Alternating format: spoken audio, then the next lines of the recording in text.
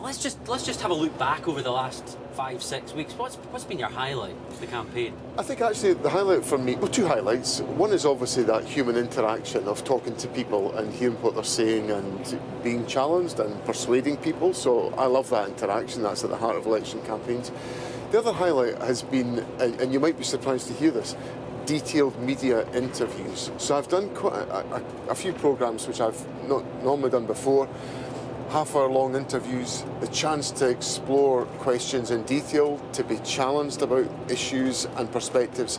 And I think from the point of view of a viewing member of the public, I think these programmes have been beneficial because they can see at length and in depth what are you about, what do you believe in, and why should they support you. If we kind of go into that in a bit more detail, you and I have spoken in great detail about your independent strategy.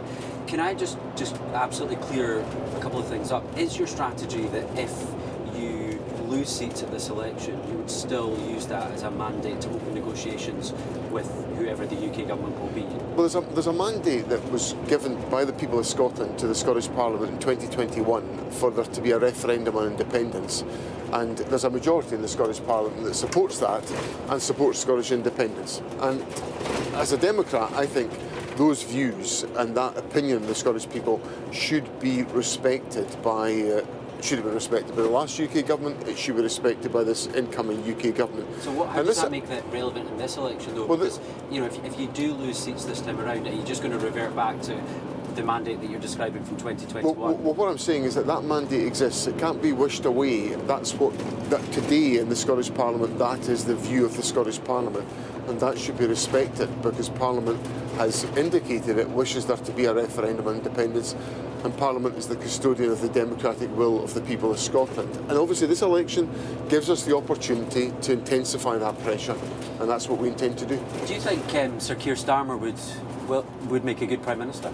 I think he'll make a better Prime Minister than the one we've got, and certainly the several that we've had up until now, because, Liz Truss, Boris Johnson, heaven help us, they've inflicted such disaster on the United Kingdom. So I will obviously commit the Scottish Government to work constructively with a United Kingdom government. I accept that there are issues that the UK government has got to determine. We've got to work constructively, and my government will do that. Just a final question. Do you accept that if you don't win this election here in Scotland, because the polls have been kind of flip-flopping, I think you would even agree with that, do you agree that if you don't win this election here in Scotland, the cause for independence is damaged?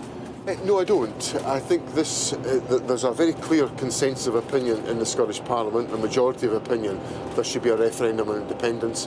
I want to make sure the arguments for independence are well made in this election. I've done that. I've related independence to the day-to-day lives of people in Scotland, particularly the fact that the issues like austerity and Brexit and the cost of living crisis are all a product of Westminster, and I believe a Scottish Parliament should have the power to make sure we take better decisions, that we have a future that's made in Scotland for Scotland, and we'll put that case to the people tomorrow.